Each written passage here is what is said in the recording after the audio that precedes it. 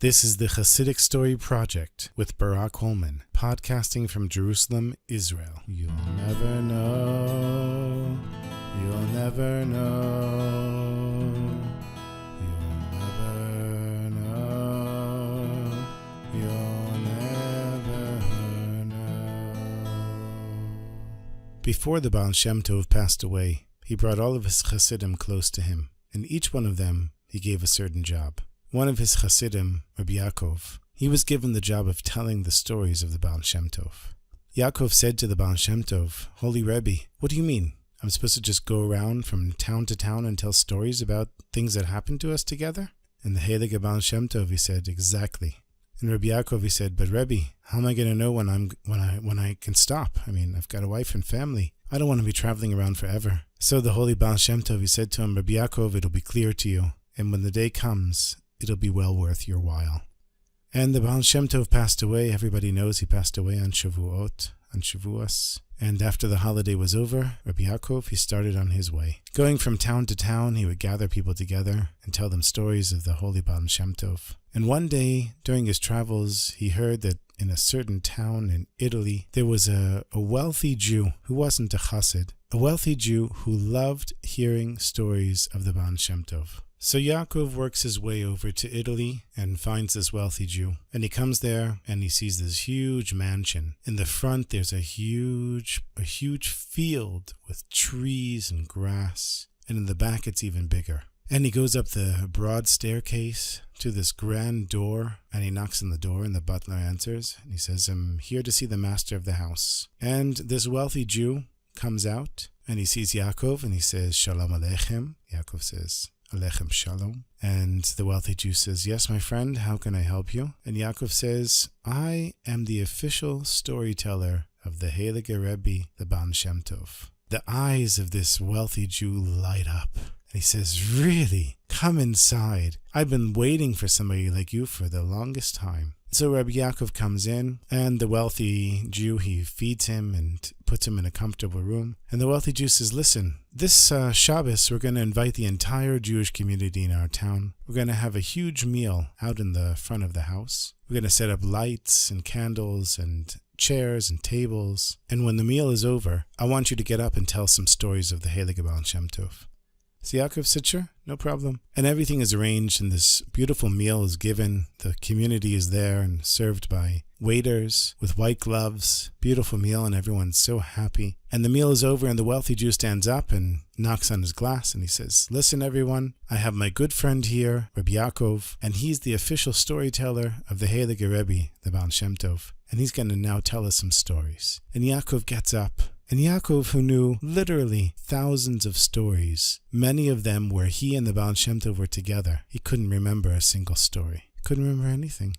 He's so embarrassed, and he turns to the wealthy Jew and he says, "I'm so sorry." And the wealthy Jew says, "No problem, it's fine. Tomorrow we're going to have another meal, just family, and hopefully you'll remember some stories."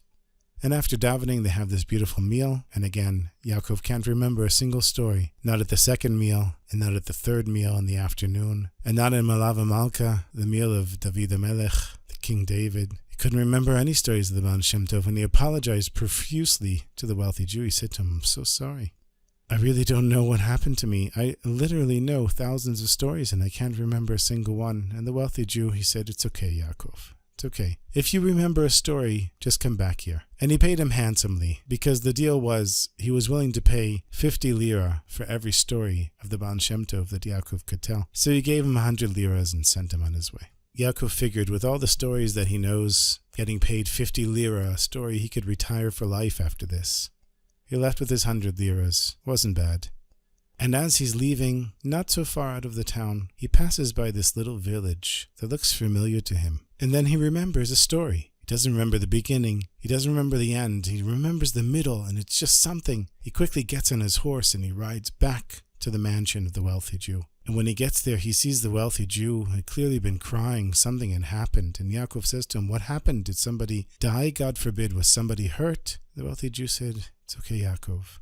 I'm okay. Come, sit down. You remember the story?" Yaakov said, "Yeah, I remember a story. I don't remember the beginning, and I don't remember the end. I just remember a piece from the middle. But at least it's something. You've been so kind to me. It's the least I can do." And the wealthy Jew says, "Sure, sit down. Tell me a story." So Yaakov says, once the Rebbe and I, we were with a whole group of Chassidim, and the Rebbe says, we have to go. Let's go, get on the wagon. And we traveled to this town in Italy, of all places, in Italy. And we get there and we see in the Jewish quarter, everything is boarded up. All the windows are shuttered. Everybody's got their doors locked. And in the middle of the Jewish quarter, a podium is set up. There's going to be a pogrom, a massacre of the Jews. The Baal Shem Tov, he finds the house directly across from the podium. The Baal Shem Tov, he goes and he knocks on the door of this house. Nobody answers. The Baal Shem Tov, he knocks and knocks and knocks again. And he shouts, "It's me, Yisrael, the holy Baal Shem Tov. Please, open the door." And this Jew, he opens a little bit of the door and he sees the Rebbe there. And he sees all of us and he says, "Get in here quickly. What are you, crazy? They're going to kill us all." They come in the house. And the Baal Shem Tov quickly opens up all the shutters and the windows. And the master of the house, he says, "What are you doing? Don't you understand? There's going to be a pogrom here. They're going to kill us all. Are you crazy?" The Baal Shem Tov calmed him down. He said, "Listen, my friend, do you think that I would come here to harm you? Nothing will happen to you, I promise." So the Baal Shem Tov watches as the crowd starts to gather.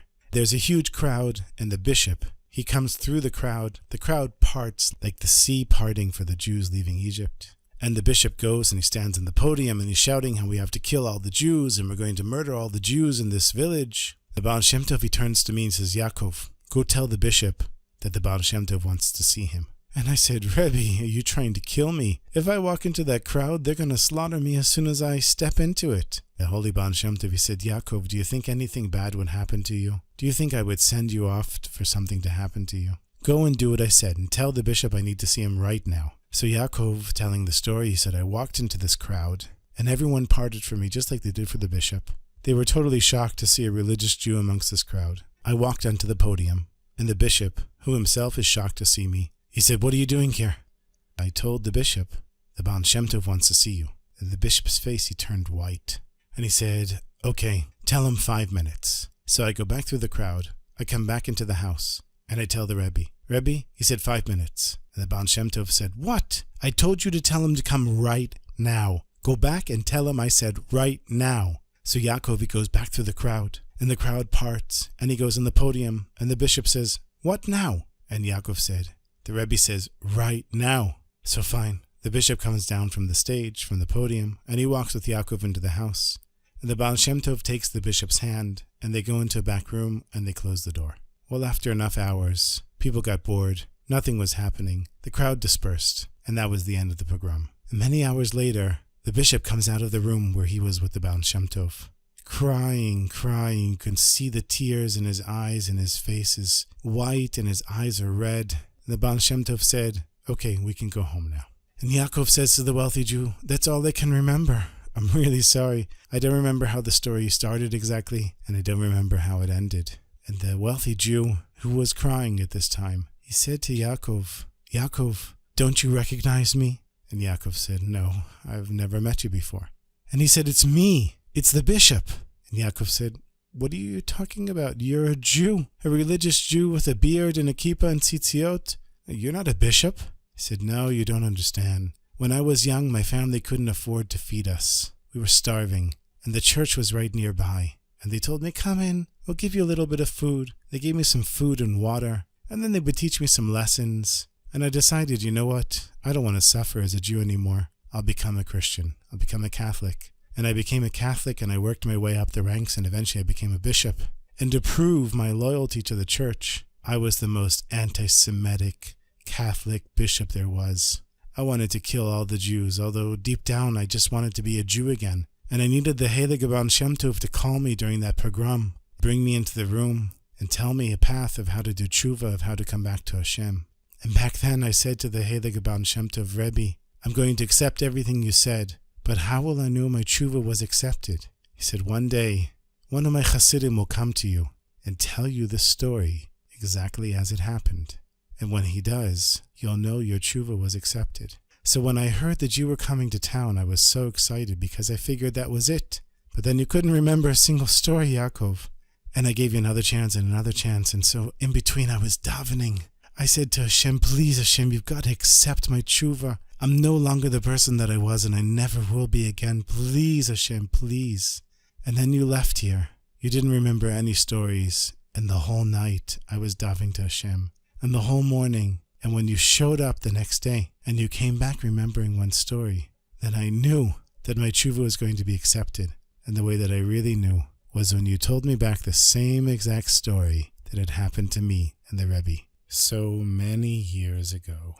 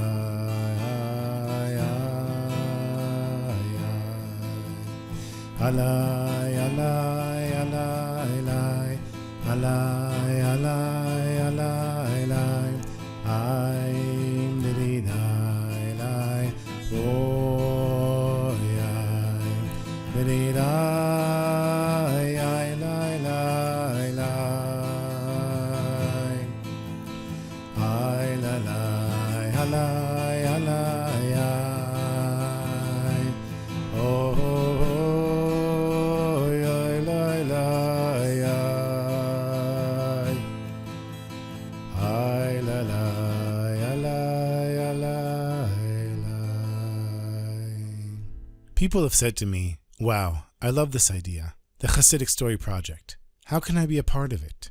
You can be a part of this project by going to my website, HassidicStory.com.